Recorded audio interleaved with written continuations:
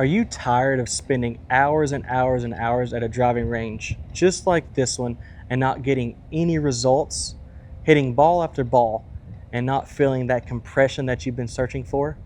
Well, today I want you to stick with me through this video and find out how you can improve that and how you can improve that consistently each and every time you take a backswing. Hi, my name's Jonah Johnson, PGA teaching professional down here in beautiful St. Petersburg, Florida. And what I'm talking about today is the wrist angles in the backswing and at the top of the backswing.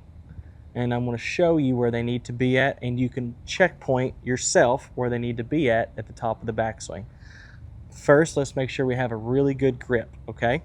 So we're going to take our lead wrist, our left wrist for a right-handed golfer, and make sure that our thumb is slightly to the right of center. Our right hand, our thumb's going to fall slightly to the left of center, so that the thumbs caddy corner one another to be able to match up and achieve this wrist angle.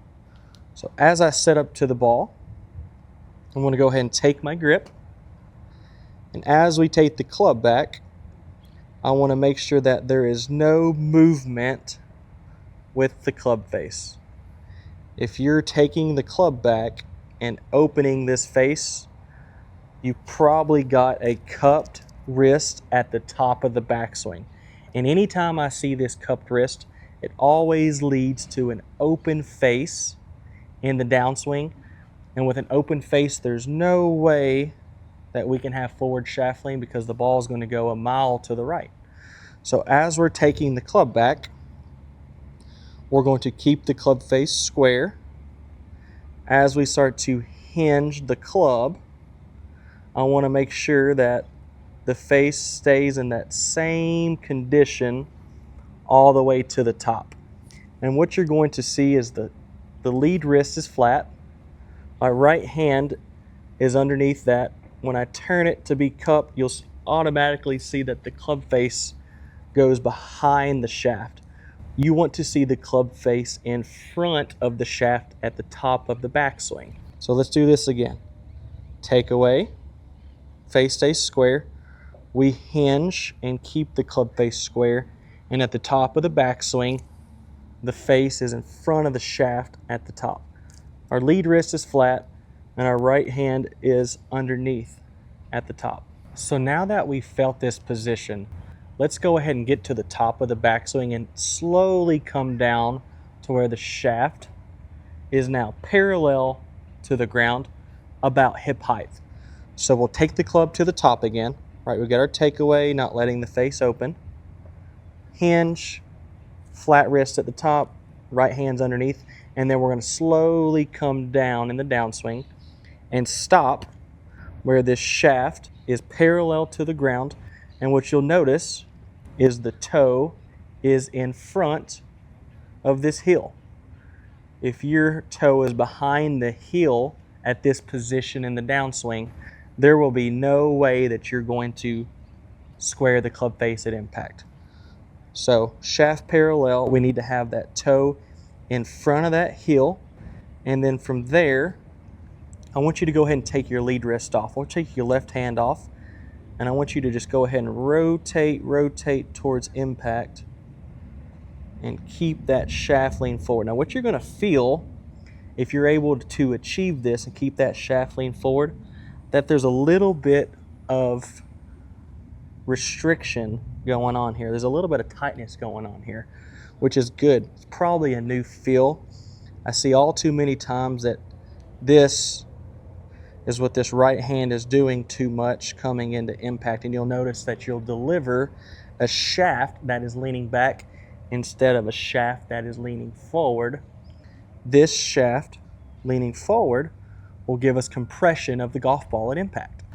So here's what this is going to look like face on.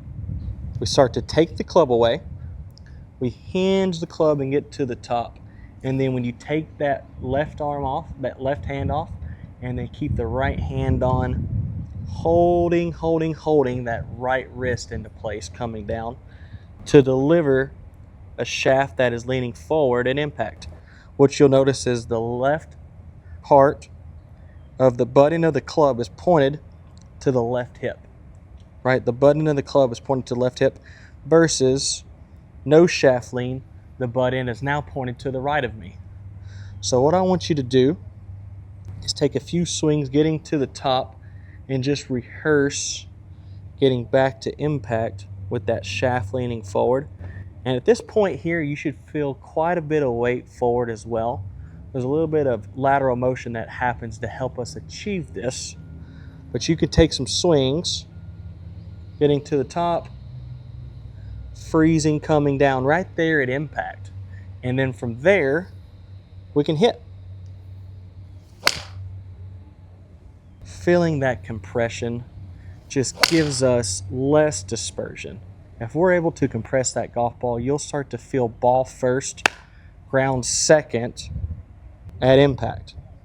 Takeaway, face stay square, top of the backswing, we have that flat wrist, we have that right hand underneath. Here's what it would look like cupped, right? That logo's looking more towards you instead of looking more towards the sky. That would be a really good checkpoint where that logo is pointed out. You can kind of feel the difference at the top of the backswing. And then from there, in the downswing, we have to have this right hand come more on top. We can't have it underneath. That hand is underneath, the face starts to open. We have to have that right hand on top coming into impact. So being able to keep those wrist angles in the backswing, not allowing the face to open, up until we hinge the club at the top of the backswing is so crucial on how we get the club back at impact. Thank you for sticking with me today. Please like and subscribe. I've got a ton of more videos coming that are going to help you get better at golf, and I can't wait to see how much better we get together. Take care, guys.